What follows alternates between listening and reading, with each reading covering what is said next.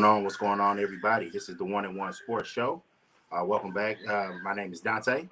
Hey, what's up, everybody? It's Shawnee. And so we finally made it. Praise God. We're finally here. Actually, the kickoff to the NFL is tomorrow. The week one is 0 week the week before with college football. So I know I was, Labor Day weekend, I was tuned in, and there was a lot of good matchups going on. So, to be honest, since they spread it out, I want to say we can start. What do you think, Shawnee? We'll start off with the college and then lead into the pros. Yeah, we can do that. Okay, so first things first, I'm gonna start it off with my Prairie View. Well, I guess me and Shawnee, Prairie View A&M Panthers, 8 in a row Labor Day Classic. They knocked out TSU in it was a rain delayed game on Saturday, and so that was a big one. As far as me personally, but probably. The team that gets the most attention in the FCS is Jackson State, and they showed it's not just talk. I'm in some message boards with the SWAC, and FAMU was like really hyped up because if you're not familiar with it, they lost 7-6 in a hard fought old school football game last year. Jackson State left no doubt, 59-3. They left no doubt, and I was like, I ain't gonna lie, I'm one to be like, hey, I'm ready to take on the challenge. I was like, I'm glad they're not on the schedule this year. That's intimidating. Sanders started off 17 for 17 for 3 TDs. Yes. I'm talking about. I turned it off at half because nobody. I was like, bro, they're not competitive. It's nothing happening. I look up later on just to switch it on. He got his chains on. I was like, dang, bro, they put the chains on, man. Come on, bro. It was still like 8 minutes left in the game. Yes, it was bad. He had his pads off and he had on jewelry. I was like, that's and it goes back to what you said. You said last week, hey man, you would like to see a Jackson State in the playoff and see how they do get that first game because that is and I know Jackson's really going through it right now with the water crisis. Like I was reading a story that they told residents to shower with your mouth closed because the water is just not safe. And so for those guys, I'm glad they got that release and got that win because they got to go back to that and deal with that water, no water in the dorms in a difficult situation. So, my prayers go out to the, Jackson State, just the community, but also the school as well. And hopefully they can get that situation rectified. But, on the field, they look dominant. I mean, they're gonna be tested. It's gonna be a good matchup. Hopefully when they play Grambling State. And I'm pretty sure, I know that game was they exerted their dominance, but what tends to happen as the season goes on, even with your Alabamas or your anybody, teams are going to watch you on film. They're going to find little tendencies, and it'll probably be some more competitive games. I don't think every game is going to be like that. And FAMU was dealing with special circumstance where they did get Isaiah Land back.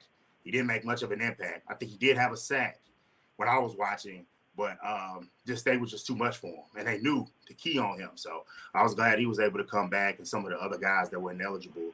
But there's not much else to say about that one. But as far as some news that came out last week, they announced that they were going to expand the college football playoff, and we got a good indicator of what it's going to look like when you expand it. Georgia. I mean, first of all, I really think as far as ranking teams, you should give it probably a month.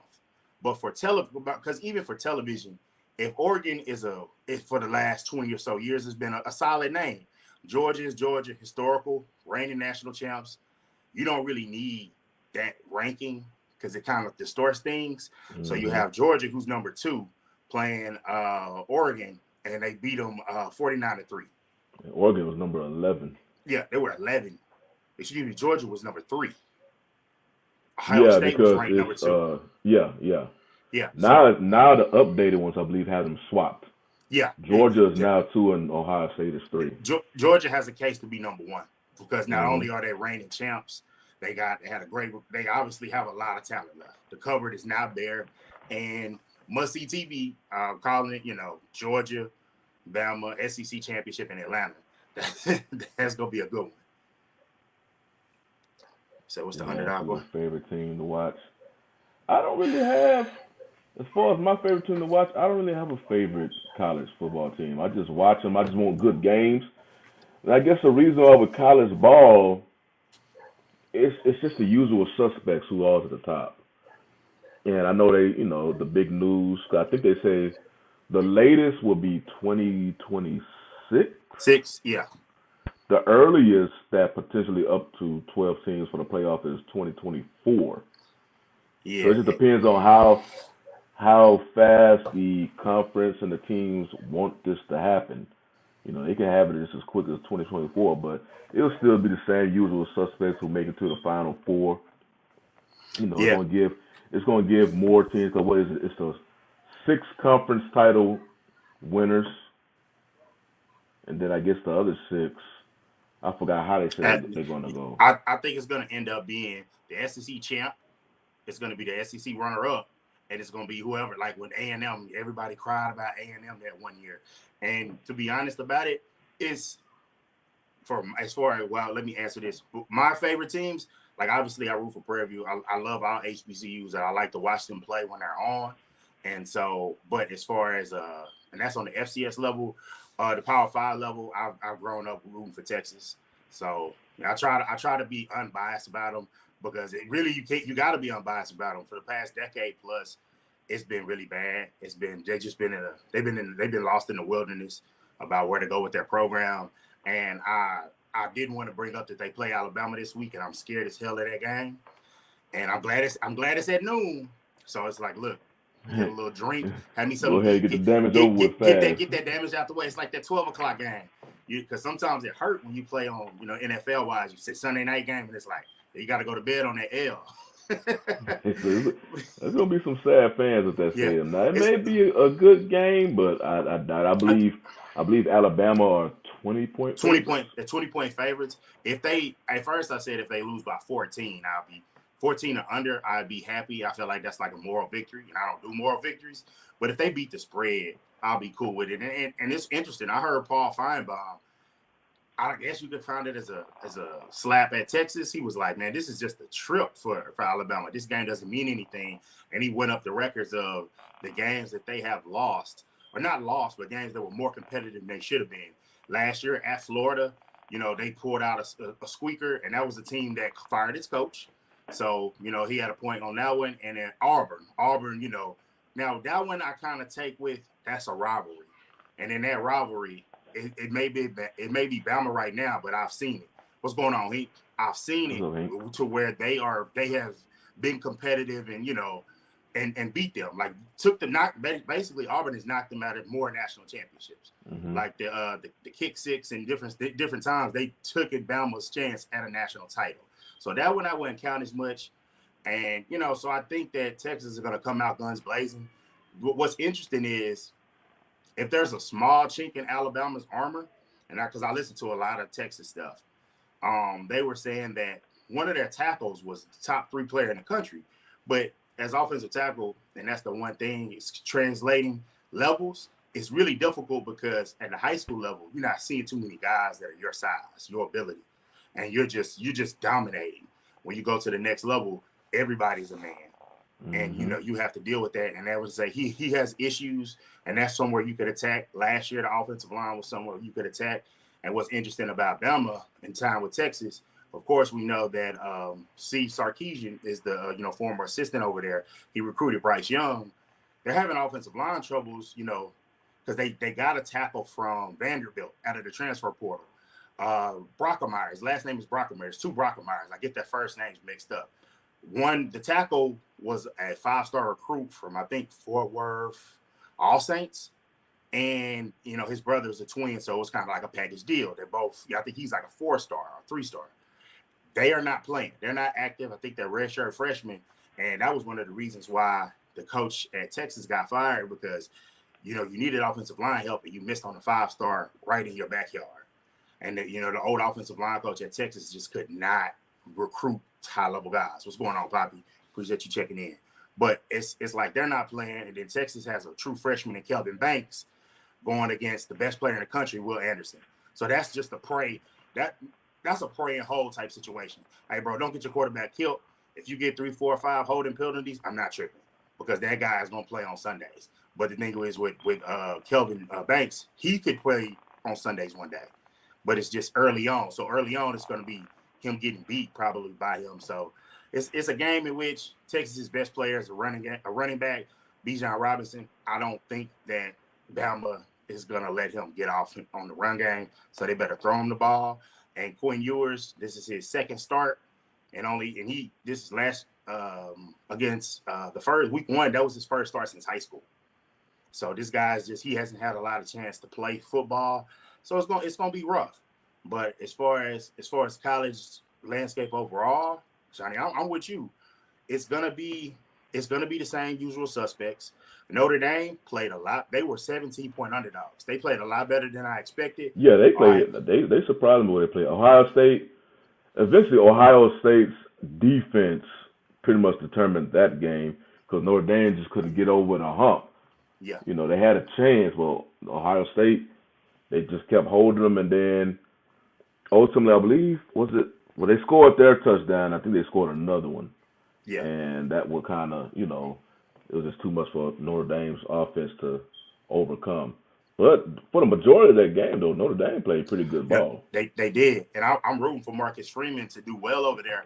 It's just that I think college football with NIL coming in, which is one of the reasons, well, college athletes not being paid in general, and just the way that's shaded to me, that you take someone's name, image, and likeness, and you've had that. So we couldn't even have a video game because you weren't paying guys. That turned me off. Like, I know a lot of people get turned on, like, oh, college football better than the pros, and it's this, that, and the third. And it's like, I mean, I hear what you're saying. I love the passion, but it's all about money. The NFL doesn't lie to me, and I know it's about money. College sells me on tradition. Like, it's tradition when I go to the State Fair Classic. It's tradition at the Orange Blossom Classic. It's tradition, at the Magic Seat, all the different ones. At the smaller levels, it's more so about that. But when you get to, hey, man, this coach making $7 million, hey, bro, it's about money. And so it's like this is the baby NFL. So my thing with college is, if it's about money, making it about academics at times is kind of laughable.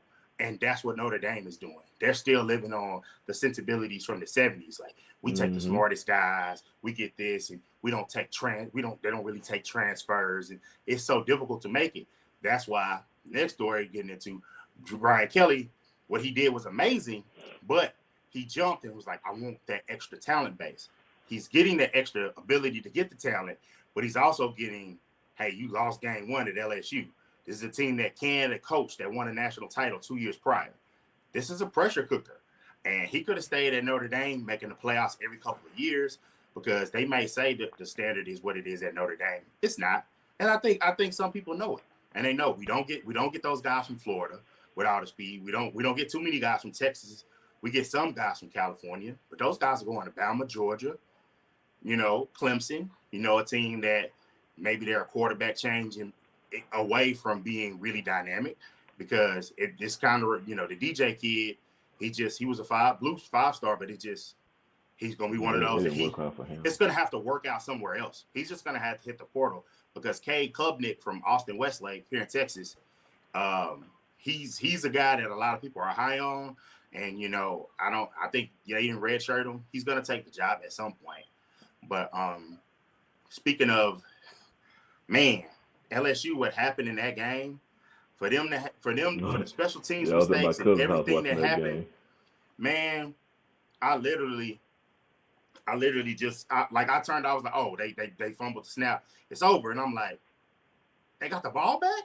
And I had a feeling they were going to lose that game. All that work they did to score that touchdown at the end, and then all of a sudden, that you had to. I thought it was game was over when to determine his knee landed inbounds. Yeah, but it turns out, I believe, when the booth did a review, that acted as a timeout. Yeah, so it was a dead. It killed the clock, and normally if they said 1 second, but I thought once they moved the chains. Yeah. As soon as the ref puts that ball down and blow that whistle, that clock is moving. But when they had and we was like, why they get one free play? Then I remember, this was a booth review. Yeah, that's a free timeout for the schools. Yeah, and then it was the fact that the clock stops when they get there, because he got the first down, but he didn't get out of bounds. So it was kind of confusing. but it was like to see them go. He wanted that pylon. He wanted that pylon. To see them go from, man, I made this amazing play, or I got the first down, and then we got the touchdown, and then for them to block the extra point, like I hear what everyone's saying as far as looking at it as like, why didn't you go for 2? But I don't think it's a situation you're asking. And I heard this, and I want to say John Jack Taylor says this a lot. Don't question the result of what happened. Question the process, because if he makes it, you wouldn't be questioning it. If they make the kick and then they go to overtime and they just lose in a tough one, nobody's thinking, oh, well, they should have went to 2 and ended the game. Some people may have, and some analytics may so that you should have. But in that situation, maybe it was a situation where you drove the ball 99 yards and this defense is gassed, and you go ahead and you take your shot. But I think it's showing that LSU is just gonna be like, it's win or we don't care. Because, I mean, he was already getting into it with a reporter. And Brian Kelly, while he's an excellent coach, he's an absolute dick to the media. Or as a person overall, he's not liked. And I didn't see the fit, but, I mean, they had to do, LSU had to do something. And he's a winner. And I think that, like, I was reading a story about, hey, expectations need to be tempered. And I was like, if you didn't already know that, I don't know what you were thinking about. Like, they got those guys like Eli Ricks, talented corner. They lost him to Alabama. They lost their, one of the quarterbacks. I think the starter, they lost him. They brought in Jay Daniels. But it's like he was, he's okay. But I think it's just overall, they're going to have to get the recruiting. They're going to have to get the recruiting trail, hit the transfer portal, and hopefully they'll be back. I think they'll be back next year. But this year, it's going to be some ugly parts, and there's going to be some parts where Brian Kelly's going to be thinking, was this money worth it? Or was this pressure worth it? It's just like that. Now he's in a completely different – he's in a monster of a territory now with Louisiana and the SEC and those fan bases down there. So – but, yeah, people going to complain. I mean, if he went for 2 and didn't make it, why you go for 2? You should have went for a field goal. The field goal got blocked because the blocking scheme just let it, not 1 but 2 dudes from the edge just get to the kicker. So it wasn't executed well. And, I don't blame him for going for that field goal. I mean, that's what you do. I don't blame him either. But you to have the 2 muff punts and that like the block giving up on special teams. The special teams coach is gonna have to handle up this week. Yeah, the special teams coach is the one who's getting the heat on him right now. And I think that's the only coach that is the only coach that came from him from Notre Dame. So that's kind of even more of a twist to the situation. And you had his exchange with a reporter where he was getting on him about being late. And the reporter mentioned something about winning. And I was like, damn, they on his neck already. Like, if she was out of line for it, but it just lets you know she's speaking probably from the fan base's perspective. Like, they're ticked off because, like, I mean, if you lose to a team, like, say, for instance, it's an SEC loss, you can see it. But Florida State is a team that's on the bottom trying to come back up. It's trying to dig its way back up to relevance, which I don't know. When I have more time and it's not so much to speak on, I want to speak about how college football is basically down because there's not enough powers that are getting the players that they're supposed to get. So from the Miamis, that's fell off for a while. Florida State has now fallen off. Florida's taking a dip. To USC, who's on the way. You got 4 schools, and obviously I'll say the 5th. I'll just say Texas. Those 5 schools, they're not getting the talent that they used to get. And the teams that are always in the college football playoff, Ohio State, they come into Texas now and get big time guys. Bama does. I mean, A&M is coming along to fend off. But, Georgia, they don't really get too many Texas, but they get they dominate that Southeast region, and they can recruit nationally. And Clemson as well, their quarterback from Austin Westlake. So if those teams ever step up, that's when we're going to get the leveling out of college football. Hey, what's up with Nisa? And so I really think that's a key. So, but I think the conference that take the biggest L is the Pac-12. Oh, my gosh. Pac-12 had, we are talking about Oregon. They was ranked number 11 going into last week. And the team that basically, now their only hope is USC. But that loss for Utah versus Florida? Now, here's the thing with Utah losing to Florida, I'll say this. If Napier, because he came from Louisiana, he was an up and coming guy that you pluck from a mid major and you take him to the big leagues. If he can get that quarterback playing like that, they're always going to be hard to beat in the swamp. I don't think that loss is going to look the worst in the end of the day for Utah. Well, I'm looking at the rankings now. Oregon is knocked off completely off the top. Oh my gosh! Yeah, they might as well just pack up their stuff and go home already. And then you have Utah was knocked down 6 spots, so it went from number 7 to 13. So they still have a chance to get in the top 10. They got a root for Florida. Exactly. And I don't think Florida gonna be having that type of record that season's in to be like, Utah be like, hey, we lost to this team that's a top 5. Not year one under a new coach. But I will say this: still, for environment wise, playing that game, that was a really tough environment to go into and have that game at that level. So my thing is, I'm a team that I like Utah.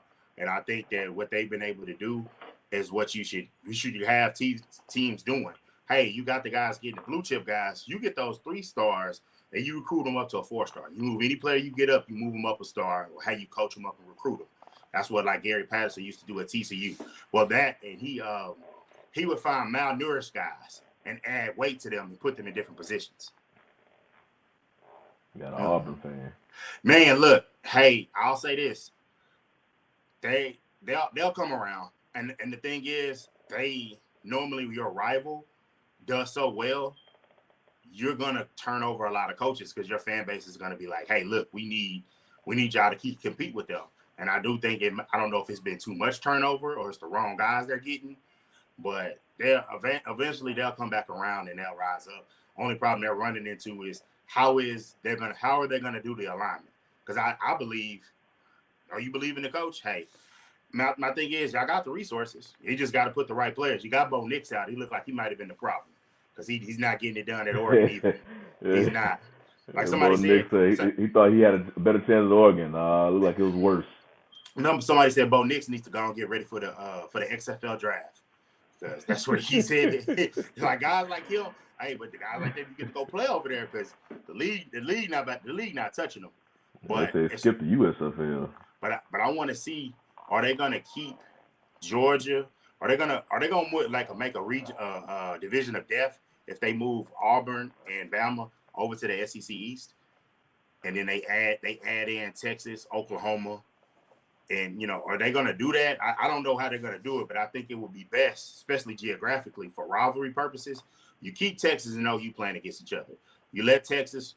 A&M is gonna cry, bitch, and moan. You let even though they lost the last game in the rivalry, you make Texas visit A&M, the year one, but you keep Texas, A&M, OU, Arkansas, and you have LSU. All of them in LSU. You have those 5 teams play each other, and then you add either. But I know the problem is you can't separate Auburn and Alabama. But so I'm not exactly sure how they're gonna do it. I've heard that they might put Missouri on that side, which I know all the other teams are like, hey, that's food. You forget about Missouri. Missouri's just up there. But see, you just forget about that team. That's the thing that I always bang the drum on about college football. College sports are always all about money. Missouri was when the Big 12 was a decent school. I want to say Chase Daniel from Southlake went there, and they have a solid basketball program. But they just knew that things was going bad in the Big 12, and they jumped ship early. And it's really they're more suited to be. I mean, I think were they originally like the Big 8 or something? I'm not familiar. My college football knowledge starts with the Big 12. I don't remember. I had to learn about the Southwest Conference. My dad taught me about that, but I start like that point, and it was the line of demarcation. So you say yes, Mr. So Hex for the business, so I can see how they want to. Yeah, they want to change things. And I know somebody that's not going to be happy about the changes. Probably Kentucky. Kentucky has been rising up since you've seen Florida be down. You've seen South Carolina be so ranked right now. Yeah, they've been Kentucky doing is number 20. They've been producing some talent and getting some guys in the league. Like I want to say Josh Allen was a top 10 pick from them. And, I know they had, Kelvin Joseph, he get drafted in the 2nd round. They drafted Quinn Bohanna was drafted from there. I want to say, I'm trying to think of the name of that linebacker, Jamin Davis. I think he was from Kentucky as well. So, like, they've been doing and, producing a quality program. So much so that their basketball team has been slipping. And, like, they were trying to get a new facility, the basketball, and John Calipari, took a shot at the football teams. I mean, it's a basketball school. It's like, man, we know that, but you didn't really have to say it. But, yeah, Kentucky's making some noise. But when they go back to splitting it up, I think it's going to be a problem if you see Florida rise up and you see if Texas actually could be competent. And OU, they're switching over to be defense, but they're switching over to be a defensive team, but they're such an offensive culture. I'm not seeing them being good this year. And I know they're ranked right now, but I think as the season goes on, I'm not really buying Oklahoma. But I mean, the only time will tell during the season. And I know the marquee matchup this week is College Game Day. College Game Day, ESPN, and for Fox. It's their big game. They're going to be at Texas, but Texas is like probably, I'll say, a year away because they got some sophomores. They got some sophomores, and they definitely got some freshmen that are coming, and they got a monster class coming next year, but they're a year away. And so, I mean, that's Vanderbilt, they just be for the free ride. They're a baseball school. No, Vanderbilt is baseball, and I don't want to get in trouble here, but if you take Vanderbilt out the SEC, watch that GPA drop. Vanderbilt is there for the GPA, man. They're like them guys. You ever seen them guys on the end of the bench of a basketball team? And you come up and like, they're not man, it's the GPA squad. They got to come in, walk-ons, and they helping their team GPA, and they just want to get a bucket. But, I mean, as far as college, that's what we got right now. But I want to see – I know where I want to start, and I'm going to say it because it's gonna come weird coming from me. Man, the Buffalo Bills are the Super Bowl they are the Super Bowl favorites. They're plus 600 to win it in Vegas. And if you look at from Pro Football Talk to, was it Pro Football Night in America? That's NBC related with Peter King and all those guys. Everybody is picking Buffalo to make the Super Bowl. They were impressed. Like, I'll be full-fledged. I didn't buy into the Josh Allen hype train until later.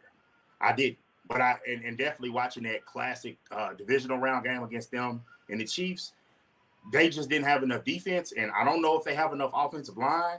But Josh Allen, they might be going the dangerous route of how he can take the hits and he can rush with the ball. They might wear him down some, but they are leaning it all on his shoulders.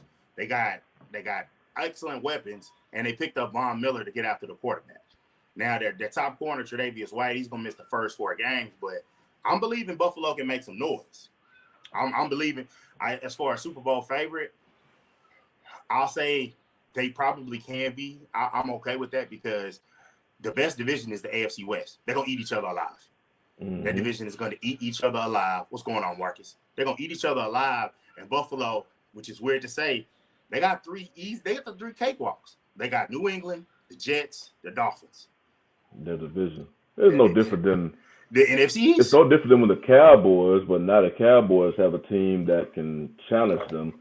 Even though last year they beat them, the Cowboys scored over 40 points both games. Both times. And I know that they pulled their guys, which to me was I don't think that, to be honest, they wasn't a good enough team to pull your guys. You're not good enough. And I want to say you saw it in the playoffs where they just came out there and you just wasn't a competitive enough team. But I definitely got Buffalo winning the AFC East.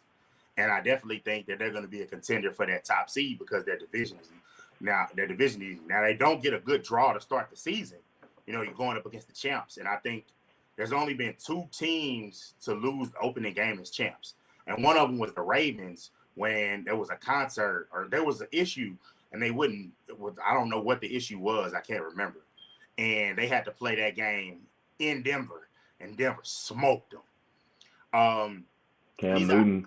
I'm going to be honest. Cam Newton probably at home watching this YouTube channel right now. I'm going to be honest. And if Cam is, man, he can hit that cash up because he got it. But he was one of my affection for him as a player. I was still at Prairie at the time, and I did not know that he was at Glenn, which is up the street. Mm-hmm. And so I was reading the magazine, and they were like, everybody has a Heisman Trophy guy. And they was like, who was the person that I was reading from Auburn? It would be Cam Newton. So I read it in the store. I was like, oh, that's the cat from Florida with the laptop. I was like, oh, that was kind of crazy. And then so I saw him play, and I think it was a deep ball. It was a Saturday night SEC game, and he threw it, and it was beautiful. And I was like, "Oh, that's that guy." I was like, "Oh no, I can rock with him." I was like, no, "I can rock." And then I saw him running the read option, and I was like, "Bro, is he?" And he took what people don't realize is there were 2 NFL players on that Auburn team. It was him, and the other one was on defense, was the defensive tackle. He put a team on his back and took them to the national championship. He went as you know, Anissa, he went into Auburn. He went into Bama and won that game. They were behind, and he won that game. So as far as him being a college football Hall of Famer, absolutely amazing. Yeah, they always do throw shade at him. And he, he's a guy that he comes off a certain way because he's very confident. And he does say some foolish things at times, but he was a very talented player in his time. He was a guy that led to this next generation. I hate when people say Josh Allen is the black Cam Newton. It's like, bro, let Josh Allen be him. Josh Allen is not scoring 75 rushing touchdowns. Josh Allen, while he might be the running game for his team, Cam Newton was the running game for his team because of the read option. And he also threw to Devin Funchess. Cam Newton never had a Stephon Diggs. And he was the short line, goal line back. That's why he got the 75 touchdowns. That's why when you look at his numbers, you add the rushing with the passing. Yes, his passing was not as efficient, but he did lead to a team to be 15-1 with Ted Ginn Jr. as his best receiver. And I always think that if he was Josh Allen, skin color, his accomplishments get looked at in a different light. So I know that's a bit long-winded, but I really rock with Cam Newton. And it pains me that his body has been so banged up that now he's at the end of his career and he's just finished. It absolutely hurts. That was his style to play. You saw him under his pads, how much padding he had from the rib cage down. That was his style of play. And he literally, and some of it he did to us, say he literally got in a serious car accident and played like 2 weeks later. Like, dude was look, he's always a folk hero to me. He won't be in the Hall of Fame, but yeah, that Super Bowl, I won't say he stole it from. I'll say his front office from not having good enough offensive line. Like, I didn't realize that line was that poor that he led that team to the Super Bowl. He said, "Don't you think it's time for Brady? Please retire." The thing about the thing about Brady, because it's weird because normally you don't hear about, especially in football, you don't really hear about professional football players' marriage situation amongst the sports media. But the thing about Brady is that is different is the person he is married to. Yes. It's a whole different population out there, them gossip sheets that do pay attention to that. So when he chose to retire, he was already in the league for 20 years. So he you basically, and plus as great as he is, you always hear about stories of these pro athletes where they are great players, the sacrifice they make to the game. You heard that from Jordan, Kobe. Football is probably even more because all they do is study film. They prep and practice for Sunday. That's it. That's all they do. So, that's my thing is going quick back to college football real quick when Nick Saban just got a contract extension. Yes. And it's going to take him, I think, until because he's already, 70? He's early 70s. 72? Yes. I'm like, I don't know how his wife feels because I think they got him for like another 8 or 7 years. So how would you feel your husband literally coaching until he's 80? So with Tom Brady, his family been waiting for him for 20 years. So, when he said he was going to retire, even though it wasn't his decision to bring out the news, it was leaked out, and he didn't like that because Brady releases what he wants to release. He don't like stuff. He keeps everything close to vest. And then he made his decision to come back. I thought, okay, you obviously talked with the fam about wanting to come back, and apparently, I guess the fam, in particular, the spouse, she's not a big fan of it. So they said they had a big argument. She left the house. Well, I don't know, man. I'm like, it just sucks that you hear these stories that usually reserved for them gossip blogs. Yeah. But now, and you kind of see like on the TV, on the sports channels, because, dude come to a press conference looking like the dude done lost 50 pounds in his cheeks alone. I'm like, man, what's happening to him? The stressing got to him. He So said I'm like, he straight oh up said no. it's a lot of shit going on, and I was like, when I heard that, but what I'll say is this, it's from the old Bill Parcells thing, and I know someone else said it and repeated it here lately, or a lot of sports people have. Brady has that deal for over $300 million going on the board, as far as working for Fox, because he is the Aikman replacement since Aikman left. Hey man, you've announced your plans, and it leaked that you were going to retire. You said your goodbyes, and then you came back. You got your coach fired. There's a lot of turmoil and things going on over there in Tampa, along with the reason why not being the homer, and I know the Cowboys have their own issues. They have one offensive lineman missing, but they have 3 that they have question marks about. Well, 4 that they have question marks about. But one is a first-round pick, and I know he has one strength. It is an unknown Brady in the middle of the pocket, his 3 starters. 3 starters, and you say, yep, it's $400 million deal. Yeah, big deal. So is he thinking about that? Is he as focused? Is he TB12 focused as we normally see? Now I say that to say that in Vegas, Tampa Bay is they got the second best odds to win the Super Bowl. And the one thing I always say about Vegas is it's important because they make their money by you being wrong. If you in Vegas are in a room, Vegas is probably right. And that's why I'm still somewhat optimistic about the Cowboys. Tyron Smith did get hurt, and it was a big issue. Point spread did not move. I mean, the point spread for that game, it did not move at first. The point spread moved against the Tampa game. That was from action. And also their expected win total did not mean from 10.5. So it's still one of those deals where you got a really strong defense that's going to get after Brady. And you have Brady, who know what's going on with the off-the-field stuff. I've seen some people say that they could miss the playoffs. I won't go that far, but I don't think it's far-fetched. And I know Black Man, going to record me and clip this. I wouldn't be surprised if the Saints were able to sneak in and win that division. I would be surprised.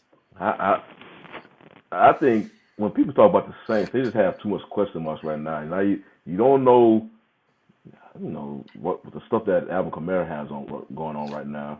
And I really do think that the presence of Sean Payton not being on that sideline, Dennis Allen, he's just Dennis Allen to me. I don't see him really keeping up with the play calling, skill set, and all this other stuff that Payton he's on the defensive side.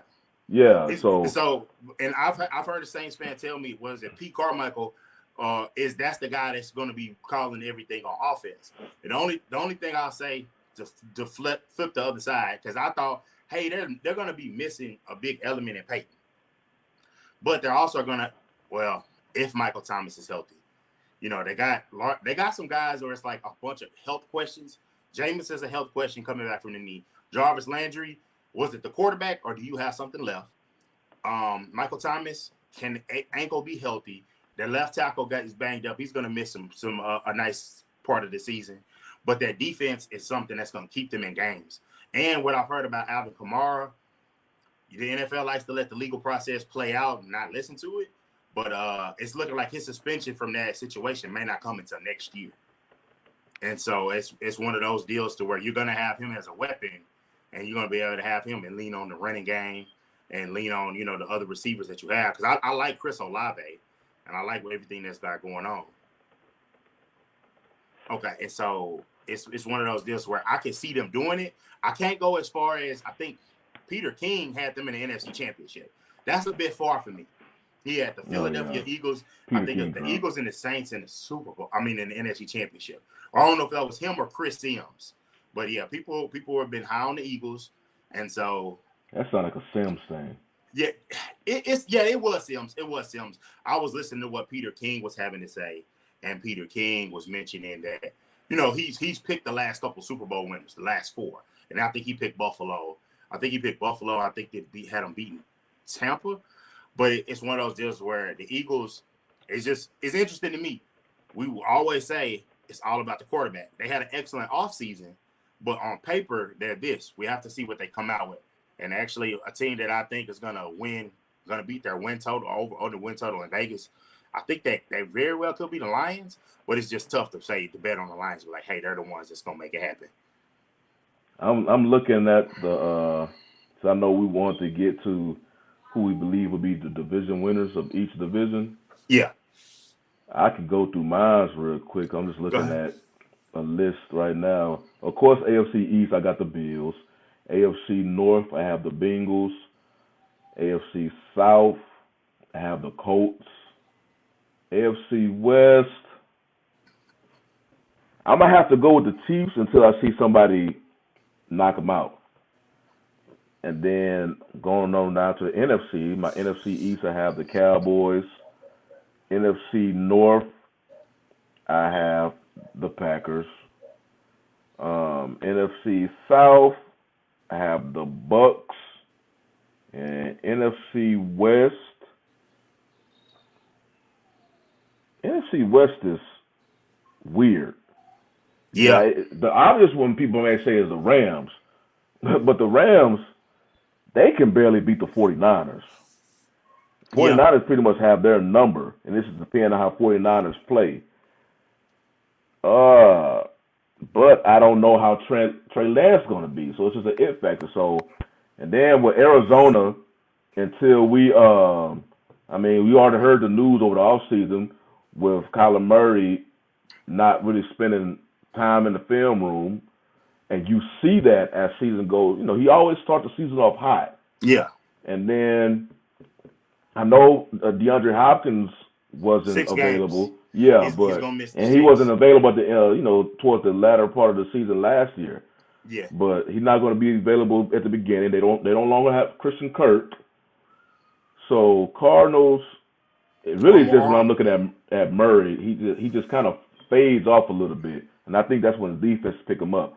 So with the NFC West, I'm gonna have to say the Rams.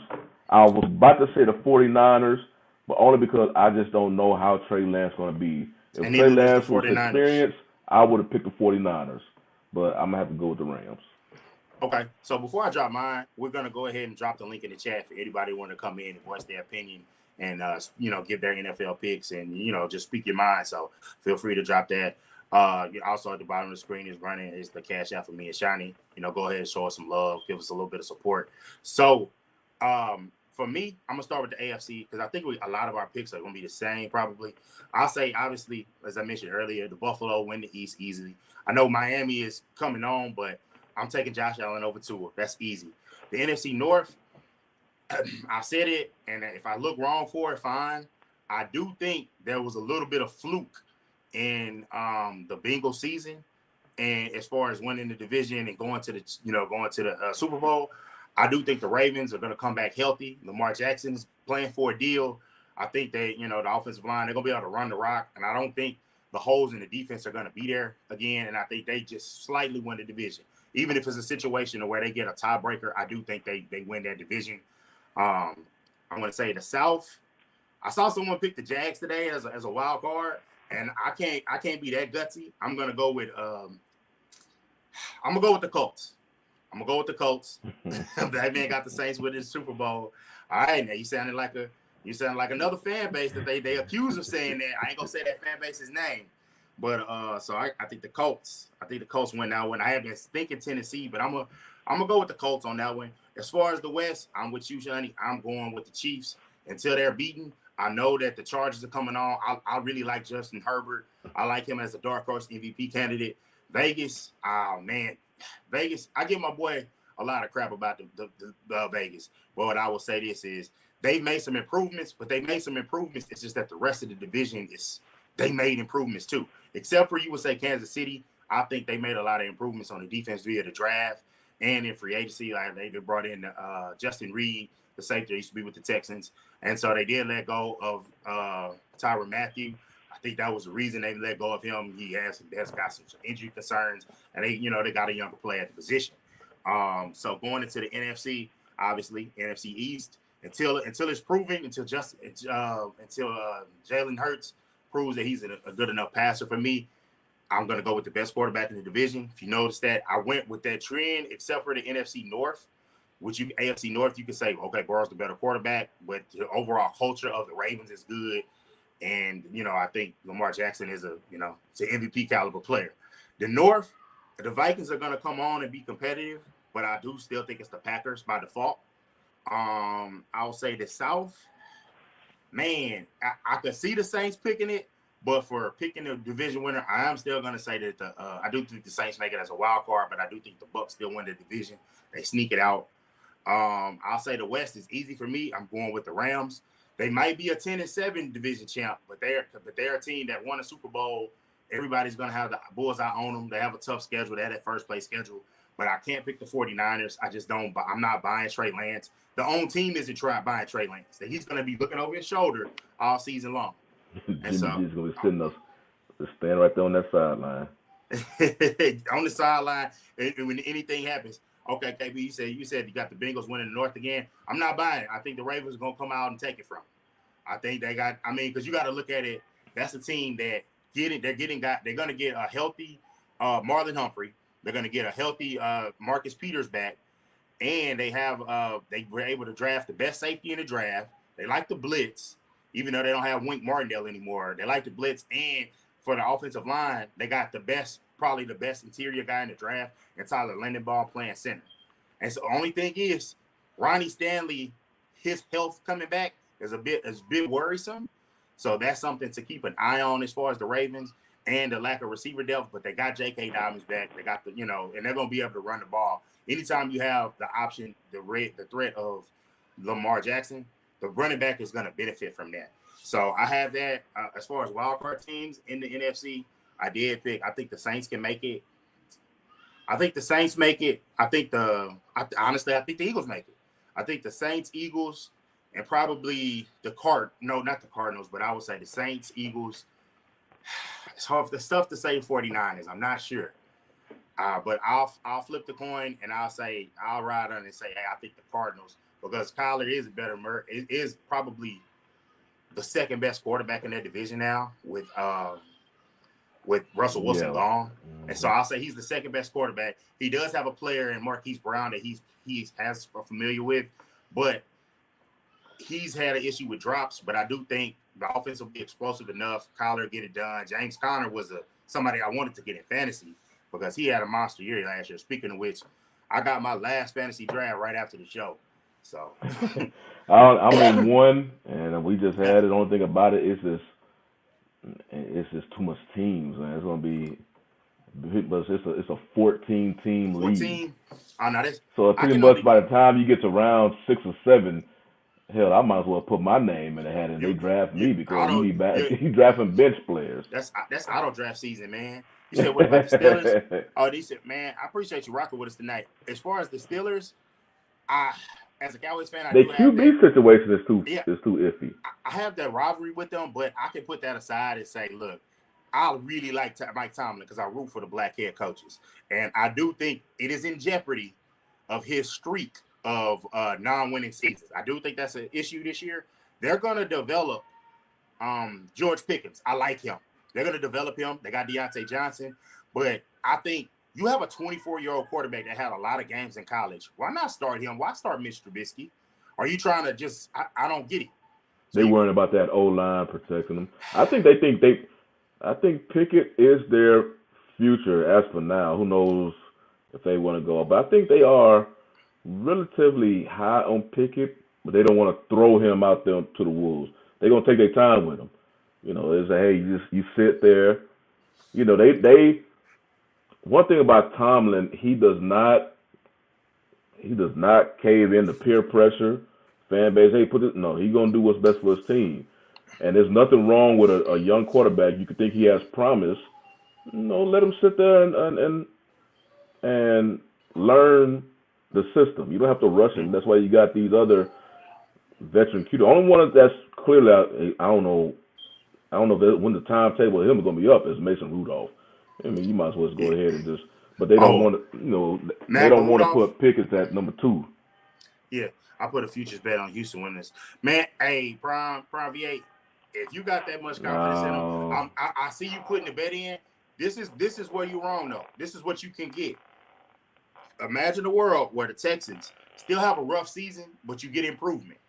So imagine you get improvement from players, and you're watching it, you're losing the games, margins are closer. You also have the team's draft pick that you own. The starting quarterback is going to miss 11 games. So let's say they have a rough start. You have your own bad pick, and you have another pick that you can base with that. And the dream would be, hey, Davis Mills is the guy. We have a top pick.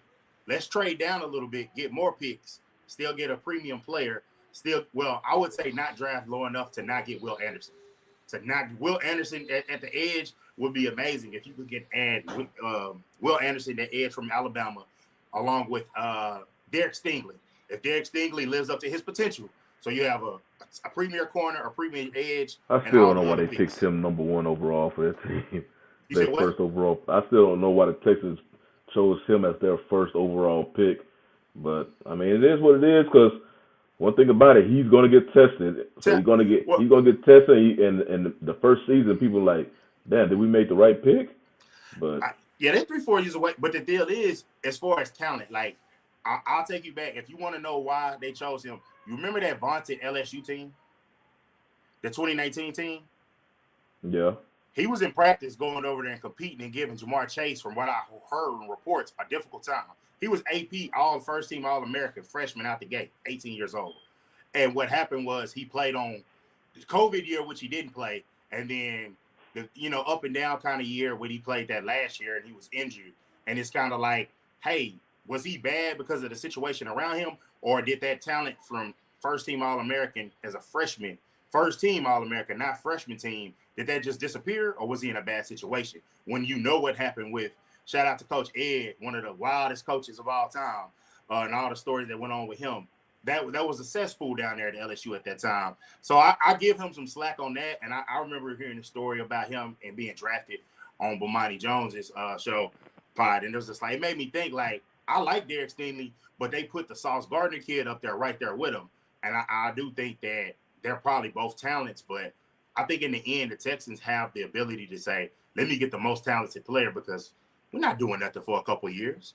The Texans made themselves an expansion team all over again. They wiped the thing. My thing is about it, they one of my other teams that I like to follow. The only thing about the Texans, I don't trust that front office at all. I think with Lovie Smith, that whole coaching situation, that was the original Scapegoat. Yeah, that was the original thing that Watson wanted to, that's why he didn't want to play the whole coach and GM thing until all hell broke loose with him. But I think they really want, what's his name? Josh McCown? Yeah, they really want him as coach, but he had no experience. And then it came right at the tip of the whole Brian Flores accusation with the lack of black head coaches and with stuff going Miami. So they already been through enough media hell when they let go of, I forgot the previous head coach name, after one season. He won 4 games with that roster. Because you know what? You know why we forgot about him? Because he was a guy David Culley. We forgot about David Culley because he was the fall guy the whole time, and he was a guy that wasn't even thought about in head coach material. But he took the job because it's so hard for a black head coach to get a job, and we haven't heard from him again because he got his bag and he's gone. That man is probably out of the country. I didn't want him to be coach. He had no head coaching experience. And that's how bad the situation was in Houston. So you can't blame Deshaun Watson for how he was feeling. It's just the fact that how he went about it. He could have, if he would, I don't know if his management told him, but he could have handled the situation a lot better. Well, I won't say a lot. He could have handled it a little bit better, just a little bit. But hey, what's up, Marcus? Want to hear what you got on this football topic today? Is he there? You there, Marcus? Yeah, my bad, bro. My bad. What's up? What's up, Dante? What's up, Shawnee? What's up, man? I'm excited, man. All this football, like, it was funny. It's been I got thrown off by Labor Day, and like I had already let the missus know. She was like, "Oh, hey, big day tomorrow, huh?" I was like, "Oh yeah, season start." I was like, "Yeah, I'm gonna be kicked up, chilling, have me some beer. Like, I'm ready to go on and catch the game. It's almost like the weekend starts early." For real. I appreciate y'all, holding it down, bro, and always having this sports discussion on Wednesdays. I know you guys take time out of your day, be here, so I just want to give you that respect again. Appreciate it. I guess you guys probably saw my picks already for my predictions for the season, but I got I got the AFC West, and I got the Chiefs winning it, and it comes down to the wild card spot between the Raiders and the Chargers. Same thing as last year, I think, and the Raiders winning it. I think the Raiders are going to upset a lot of teams this year. And then also on top of that, you got AFC East, and I got the Bills taking it, but the Pats probably squeezing in for a wild card again. Then you got the AFC North, and AFC North, it's obviously going to be between the Bengals and the Ravens. Maybe the Browns can surprise people, but then again, Deshaun Watson suspended for a bit. And also you got the AFC South. I got Tennessee winning that. Tennessee's taking it, in my opinion. Then from the NFC North, you got the Packers. From the NFC East, I got the Cowboys and the Eagles. Between them two, they probably get a wild card spot between one of those teams. And then NFC West, I got the Rams, the Rams and Arizona. Either one of those is going to win the division. The one's going to get the wild card. And in the NFC South, I got the Bucks. Okay, I'm with you on those picks. I agree with a lot of them. Only one I'll disagree with is I think we're in real time. We're seeing the fall of the Patriots. In real time, we are seeing the fall of the Patriots. And even though even though Tua still got question marks about him, they gave him the weapons to say, hey, you got to get it done. Only problem is I don't know if they have the draft capital anymore, that if Tua's not the guy to pull a trigger to get a quarterback. Because this class, I forgot the name of the other quarterback because it's too early to look into next year's draft. I'm not that much of a draft nerd. Yeah. Even though I love the draft. C.J. Stroud, Bryce Young. Those are the two top names. There's another quarterback. Can't remember his name. So there's at least three guys that they're going to think highly of. You got that Ohio State quarterback in C.J. Stroud. That's C.J. Stroud. Yeah. I'm just not high on Ohio State quarterbacks. For whatever reason, they just have trouble translating to the next level. All right. So I see it's 8:00, so we got about 10 minutes, so we're gonna get into our closing remarks. But what I will say is this: I always judge the player and not the school, because I've made that mistake before of judging that, and it's like you gotta judge a guy. And I know that's an old NFL trope or trope for any sport, especially football and basketball. So I don't look at that per se, the player. You have to look at his traits. Now, only thing I will say is, as far as picking a quarterback, it is tough for the quarterback of those power schools to go off and make it and have success, because two of the best quarterbacks in the game right now in college, they dealt with chaos, and that's Patrick Mahomes, Josh Allen, from places that are just another one off the top of my head, Matt Ryan, Boston College. Mm-hmm. So they don't come per se from factories. Like I have a friend that's just against USC quarterbacks, and I'm like, hey, I try not to do the school thing. Because it used to be, what's funny is it used to be, can't take an air raid quarterback, and then all the quarterbacks are air raid. So you can't say that anymore. Like almost every quarterback is coming from a system like that, because NFL can only get what the colleges give them. So I'm big on, I don't know. My thing is, size-wise, I'm not the biggest fan of the smaller quarterbacks. Like, yes, you're a Russell Wilson, but Russell Wilson, the way he's constructed, he's a guy that was a former baseball player, and he was more physically mature than, say, a Kyler Murray. Kyler Murray looks like a child out there. But it's about your arm talent, able to move in the pocket. And he's a guy that I do think puts some stock in it. He's been winning since he was 12 years old. And he's a guy that, now, you can say it's been negative that he went to A&M, started to pout, left the team. But he was a model soldier once he went to Oklahoma. So you never heard of the pouting again until contract time, and then they started to leak out, hey, he's kind of immature, he's kind of like this, he's kind of like that. But as far as quarterbacks though, it's so hard to determine what will translate. It's really difficult. So it's a crapshoot. You know, I never would have thought. I had Josh Allen as a bust, because his first year, 50% passing or something like that. So it's so tough to tell, man. It's really tough. But any more thought, Marcus? You got anything else? I see Company Kept he joined. I want to see what his thoughts was. It's not that tough. We just built how we're built. I think we have this whole debate, and it's cool to have the debate, and that's good. but we're just built how we're built. I have no idea what that means. Well, Marcus, don't do that, man. Christ almighty, I'm trying to have a conversation with these dudes. Simon, take this Oh shit my serious. God. We're having sports, have our stock, but you ain't gonna deliver nothing to the program. Just shut up. Anyways, I'm gonna say this real quick. I'm gonna bounce out real quick though. All right. Dante, Shawnee, Black Man Unfiltered. God damn. Thank you so much. Simon, you're a fucking fool. Stop saving these hoes, my gentlemen. Don't save these hoes. They're not gonna save you. God damn. And also, shout out to the NFL. Shout out to the NFL, the NBA, the UFC, boxing, and all the other sports out there. See, people are ringing me up just because Marcus is chatting shit. Christ almighty. Hey, Marcus. What's up, Marcus? Before you get out of here, who do you got? Who you got in that the trilogy of Triple G? I'm hoping Triple G wins one because he got robbed the first fight. He got robbed. That should not have been a draw. Yeah. Canelo fans don't like to admit that. I'm not. I said I'm on the sidelines when it comes to boxing, but I've heard Canelo fans like, oh yeah, he beat him.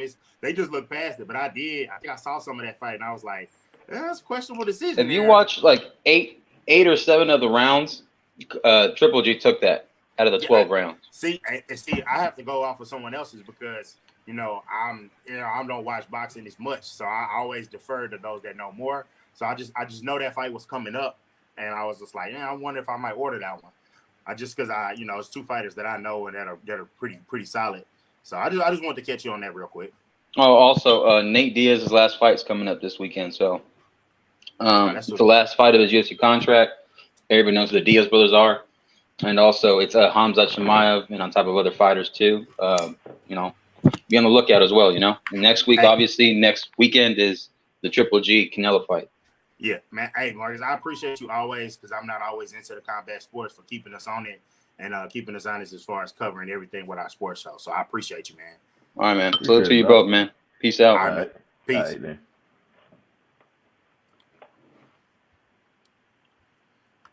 All right. So it looks like we got about 5 minutes left on the show. And one thing I want to just bring up real quick before we head out, going back to because actually Black Man brought it. He made a comment about it. I saw it pop up on the screen. It was about Lamar Jackson.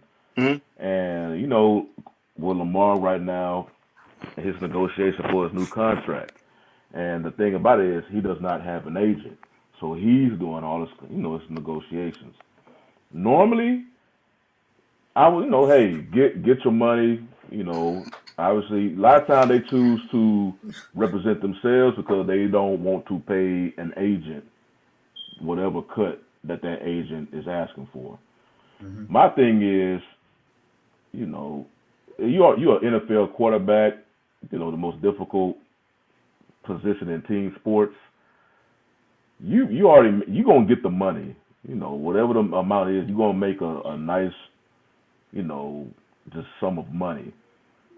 Go ahead, and you're not gonna be broke after you do it. Go ahead and get you an agent. Let them take care of that, so you can worry about being a professional quarterback and all that responsibility, what it demands.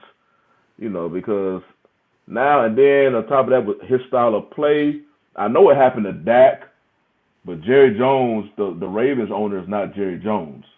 Nah. So, Dak got hurt but still got his money. I can't say the same exact thing for the Ravens and their front office. So I was, for him to go ahead and get an agent, let them take care of that while you playing ball and worry about ball. Now, he said he's going to wait till Friday. If there's no deal coming this Friday, there's no deal. It's going to basically stop right there. He's going to focus on ball. But I'm like, dude, you're going to have millions of dollars regardless. Go ahead and get you an agent. Let them take care of that to free your mind up on what you do best. That's be a quarterback in the NFL. I just wanted to get that out for one of my closing remarks. Okay. I'm glad you mentioned that. I appreciate shout out to Black Man because I had my list of things and I saw that pop up a little bit before we started the show when I was doing my prep. So, excuse me. So, close it out. My last thoughts on that is I'm with you, Shiny, 100%. It comes a point when, okay, you got drafted 32nd. That's still a big deal. And an agent could have helped facilitate the negative stories that you had. The owners have the most power, but the agents do have power. They have sources in the media. and things that they slipped to other agents, and they could have got some work for him, and he could have been a couple of spots higher. But the running back thing hurt him, and just the perception of black quarterbacks in general, even in this day and age, it still, it still hurts. But an agent will be able to hear, hey man, he really can't throw that well. He really can't. Like, it's tough because you're trying to negotiate, so you're going to say negative shit. They said negative shit about Dak. They leaked so much about Dak, but guess who was handling it day to day? He was switched to CAA, notoriously tough Tom Condon, if I'm not mistaken. He did that, and he had the wherewithal to do that 2 years ago. I like that in the quarterback. I respect what he's doing, but I think it's okay to admit that you can't do everything. Just like he can't lead the team on his back without a solid line, without at least one or two receivers, along with the tight end. He needs a defense. Just like you need them as a team working in concert, you need that agent helping you out. And for it to be like your mother, that's her baby. She don't need to hear that her baby can't Still throw. kind of penny pinching when you're a mega millionaire now, man. Yeah. You can afford the professional services. Go ahead and get that out so you have to worry about it and take care of the stuff. And even if it was a situation like you did what LeBron did with Rich Paul, which, as you see, it was ridiculed, so it worked in the end. So if it works in the end for him, I will give him all the props in the world. I just still think every professional athlete, like from Dominique Foxworth, who I really respect his work, and others have said, get an agent to deal with that stuff. They deal with that. They get you your bag. You go on about your business. You go play. It has to be difficult to be like, hey, man, I got to worry about this defense they're throwing at me this week. Oh, wait, hold on. I got to have a meet. Let me put my agent hat on. Let me go meet for my contract. So I agree with that. I can't wait to see the week 1 results. Compliment Cap. I appreciate you coming through with us. We are out of time. And so we're going to have to shut it down. We'll be back next week. We won't spend too much time if Texas got blown out. I promise you that. No, I'm playing. I'll keep it real. But, but that's all we got this week. This is the 1-on-1 Sports Show, man. I'm Dante. And I'm Shawnee. And we will catch y'all next week, man. Enjoy the football this weekend. All right, peace.